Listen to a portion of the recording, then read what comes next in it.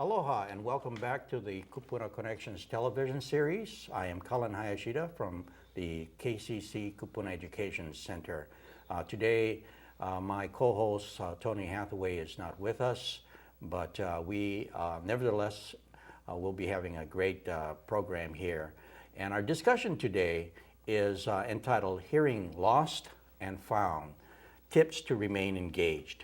And we're very fortunate to have with us Kona Smith from the Ohana Hearing Care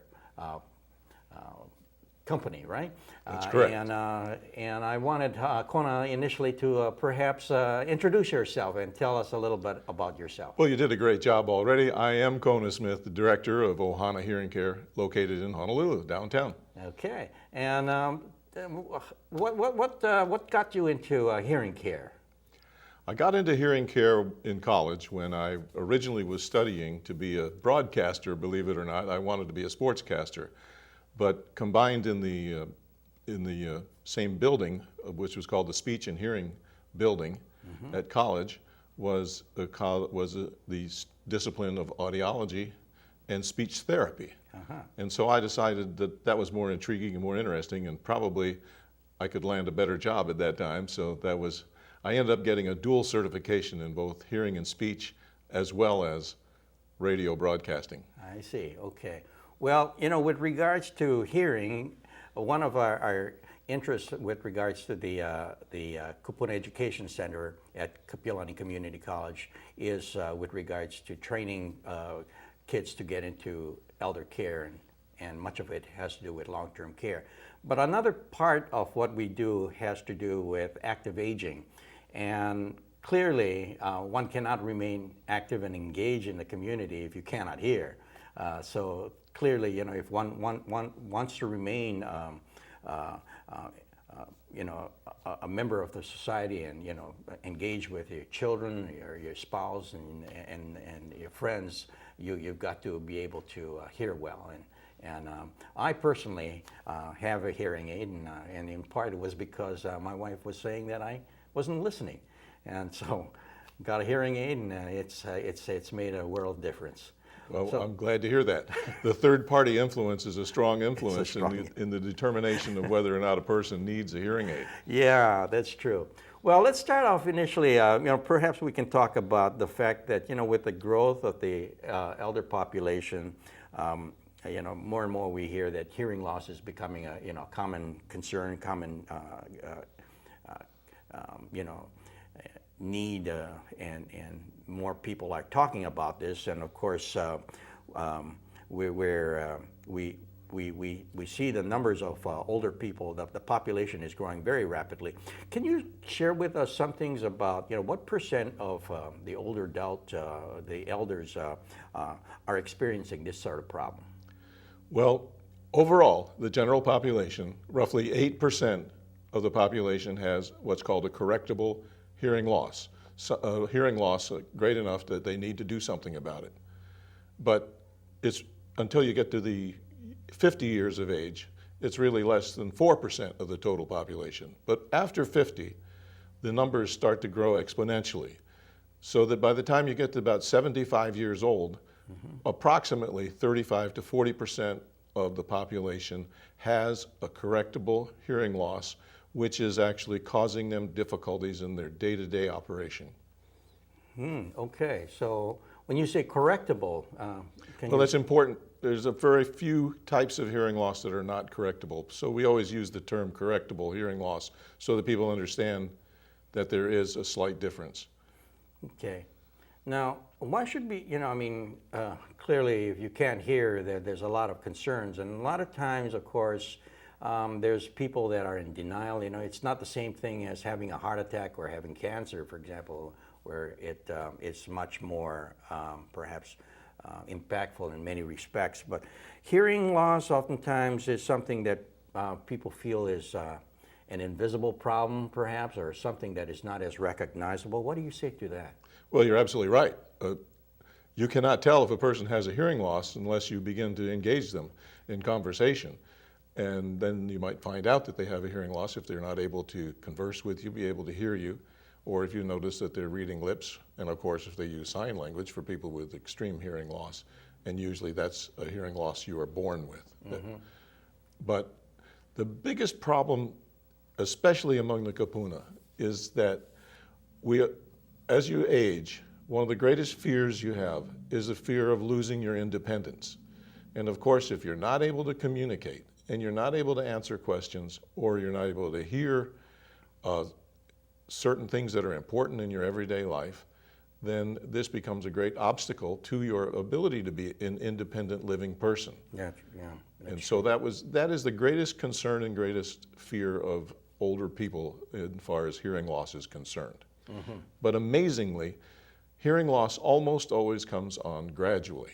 And as a result of it being so gradual, we amazingly can adapt to the situation. And there are a lot of tricks that people use and learn to use to mask or hide the fact that they're really not hearing and communicating, like smiling and nodding your head when you have no idea what the person is talking about. Said. Yeah, exactly. I can relate to that. So let's start off with this question with regards to what causes hearing loss. Now we've got a slide here that perhaps in a model that perhaps we could use to explain some things about the hearing loss. Well, if situation. I could use this. Let's look at the slide first, just so that people can see what we're looking at initially. You see that slide? Oop.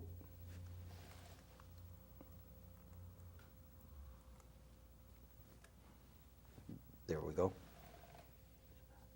Go ahead. Well, there's a great depiction of the anatomy of the ear. As you can see, it's a cross section, and you can see what's called the external ear, external auditory canal, which is normally called the ear canal, the tympanic membrane, which is the eardrum, and the semicircular canals, which are your balance mechanism, and the cochlea, which is the nerve center, or the most important part of the hearing mechanism. Okay. If I may look at, we can look here. Let's look at your model here, yeah? Okay.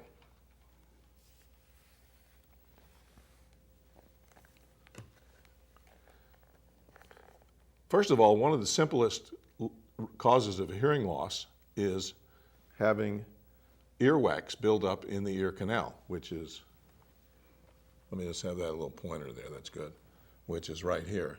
That build up of earwax in the ear canal will cause, if it clogs up the ear enough, will cause a significant hearing impairment, and it's simple enough to correct. Right.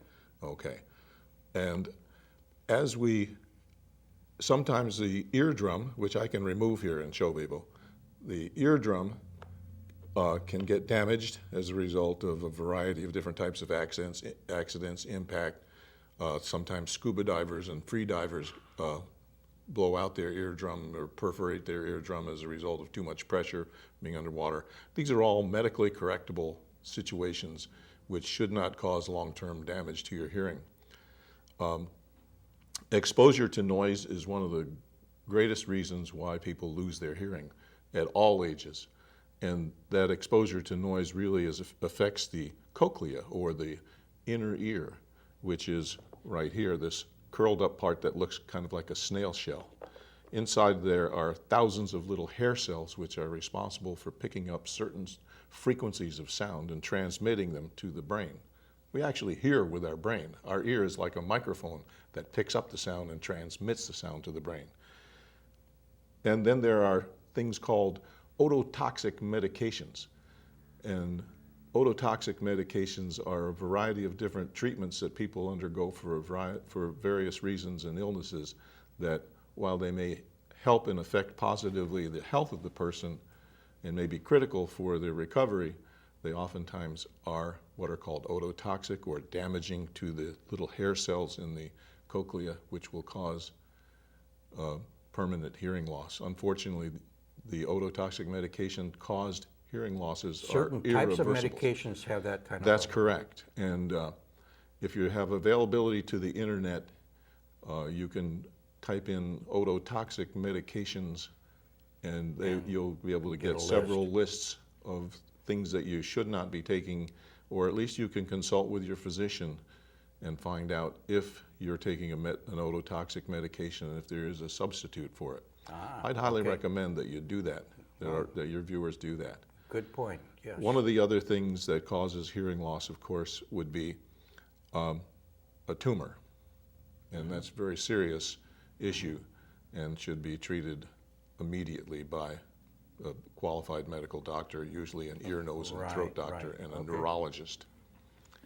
Okay, so we pretty much reviewed all the problems that you can have with your ears. So, so noise will play a role, and medications can have an effect, and earwax, and you've got other things that are involved.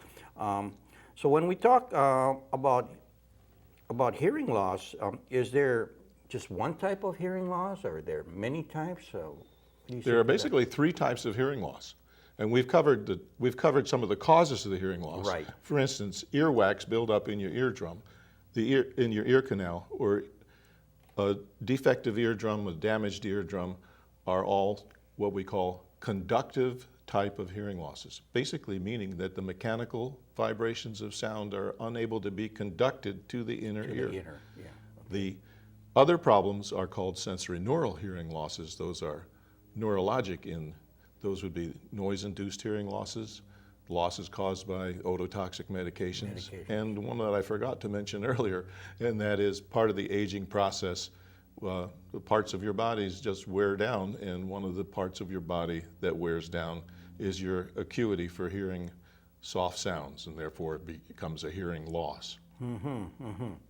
Now, the third part, that was two types, and the third part is a combination of the two, which is very common. To have a little bit of a conductive loss, and then you add, like for instance, a skin diver who has been diving for years and years, the eardrum reacts by thickening and then being less sensitive to the vibrations, and then he may, as a result of the aging process, also have a sensorineural loss. So the two combine to be a mixed hearing loss. Those are that's very basic information, but that's the fundamentals. Going back to the earwax, you know, a lot of people will put a Q-tip in their ear to clean their earwax out. I mean, is that considered to be safe? Not really. The problem with using a Q-tip, and 90% of the population does that. The problem with using a Q-tip is basically you bulldoze the earwax back deeper in the ear. You take the Q-tip out and there's a little earwax stuck on there, and you say, oh, I did a really good job. You left 80% of the earwax still in your ear. Your ear, left unattended, will automatically clean itself. There are tiny little hair cells that are designed to gradually work the earwax out of the ear.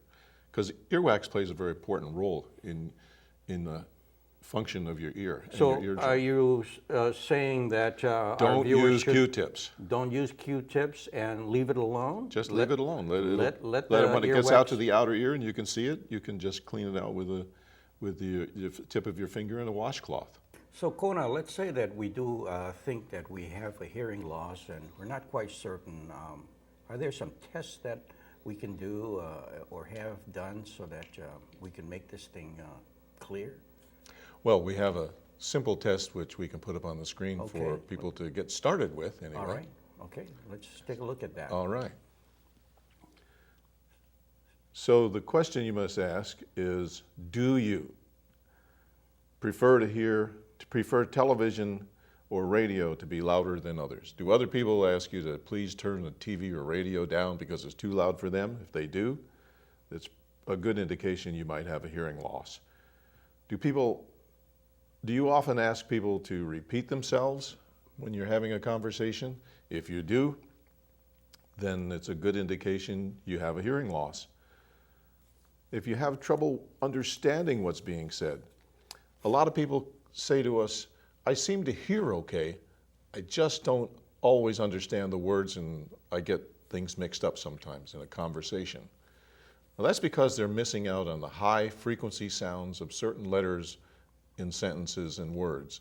And if there's too many of those high frequency sounds, they're going to miss what's being said even though everything seems to be loud enough. That's an indication of a high frequency hearing loss, and that's correctable. And if you have ringing in the ears, that's definitely a sign that something's wrong with your hearing mechanism. you should seek professional help. And you very well may also have at least a mild hearing loss in conjunction with that. Oh, okay, okay.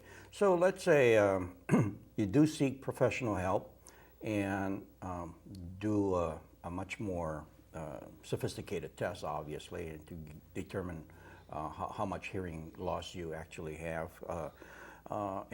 And then recommendation is made as far as, a particular kind of aid, hearing aid. Well, what's available right now? Well, first of all, let's go back to the hearing test. Okay. A lot of people don't know exactly what that means.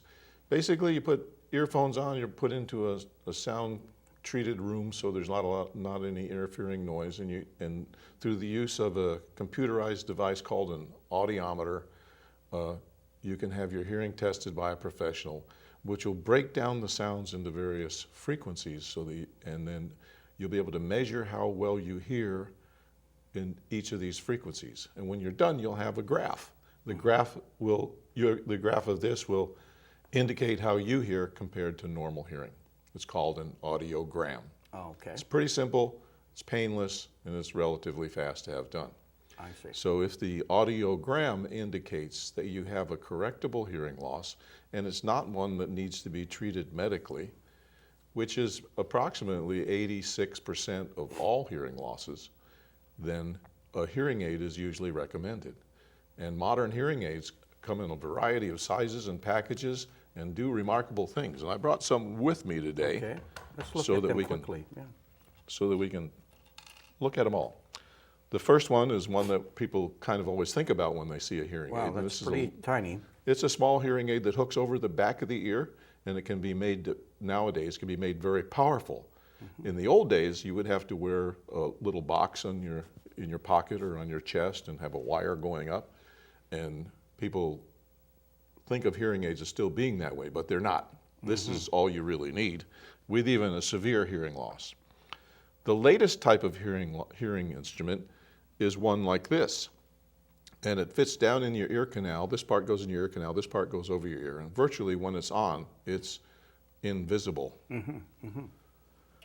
And then the other types of hearing aids are called in-the-ear hearing aids. They make a custom mold of your ear. They fill your ear up with a special material made of silicone basis, and they mold this to fit your ear perfectly. This is a full shell. It fills the whole ear canal, the whole ear. This is a smaller canal type hearing aid, fits down in the ear, is virtually invisible. And the latest type is this type right here, which is when it goes down in your ear canal, it goes deep in your ear canal. It's custom molded, it's very comfortable, and it disappears. No one will know you have it on when you're wearing it. Quite frankly, Wow. I am a user of 2 of these type of hearing aids myself. I see. Now, there's one other thing about hearing aids that I'd like you to know about, and that is a lot of times people can get a special added device with their hearing aid. This is the latest technology. It enables them to hear better on the telephone, be able to hear TV, be able to use the Bluetooth device like their cell phone. It's basically a tiny little personal remote control for your own hearing aid, which is a terrific device, and a lot of people like to use this now. The other thing Now, why would you need that in addition to your hearing aid? That's a good question. I'm glad you asked that question, because sometimes you get in a certain type of an environment where your hearing aid may not be doing the job you want it to do, or just a good example is being able to talk on your cell phone while you're in your car. Utilizing this device, a hearing impaired person will have no trouble whatsoever hearing. It works out just great. And there are a variety of other listening situations. And now, younger people like to hear music through their earphones. They can use their hearing aids if they're a hearing aid user using a device like this to pick up things from an iPad or an iPod. One of the other problems that we have with seniors, and that's one of the reasons we're here today, is changing these little tiny batteries in their hearing aids. So now we have a new style of hearing aid. I'm just going to show you this real quickly. A rechargeable hearing aid. You don't ever have to change the batteries with this type of hearing aid. All you have to do is take your hearing aid off at night, drop it in this little pocket like this. If you have 2 hearing aids, you put 1 in each. In the morning you wake up, you put your hearing aid back on. It's good for 16 hours of use. Boy, it's just like one of these electronic or electrical toothbrushes, huh? Yeah, The one that you drop into the socket. You got it. Well, this same newer technology leads to better advantages for the people who use that technology, and this is great, especially for our Kupuna, because sometimes you lose your dexterity or not your Absolutely. ability. This is ideal for them, and Absolutely. we're really pleased to be able to provide this for Wow, people. that's fantastic. Now, one of the things that people oftentimes are concerned about is that hearing aids may be great, but boy, the cost is pretty high. What do you say to that? I don't disagree with that at all. Okay. The cost of a good hearing aid can be somewhat prohibitive. But the range of hearing aids, you can get a really good quality hearing aid now, a digital, good quality made hearing aid made in the United States of America for under $1,000. Now that seems like a lot of money, but when you amortize the value that you get from it on a day-to-day basis, not only to your value to yourself, but the value to the people around you. Yeah. Because there's a saying, when a person has a hearing loss, the whole family has a hearing problem. Yeah. And so being able to use a hearing aid for your own benefit benefits everybody else. And some of that is covered by insurance, I suppose. There's several different kinds of insurance that cover And so- hearing aids, and the prices of hearing aids have actually come down considerably. Yeah. So people should inquire with their insurance companies to see. And the other thing that's important to know, and we work with two different charities, if someone comes to us and doesn't have the funds, we can apply for them to get a hearing aid for free. And if they qualify for it, we provide all the services. So that's a nice thing. And other services such as ours do the same thing. Okay. Now, if viewers, now we're running close, we're pretty close to being out of time right now, but viewers wanted to ask you, further questions. Is there a number that they could call? Mm-hmm. Ohana Hearing Care. Correct. 593-2137, and we'll be happy to answer any questions anyone has. Now, there's a lot of information that has been shared. One last tip for our viewers. What would that be? I would say, since the majority of your viewers are in the 50 and over category, have your hearing checked professionally once a year. Early detection leads to better correction. Okay, great. So, thank you very much. It's a pleasure. Kona Smith from Ohana Hearing Care. And for all of your viewers out there, see you again next week. Aloha.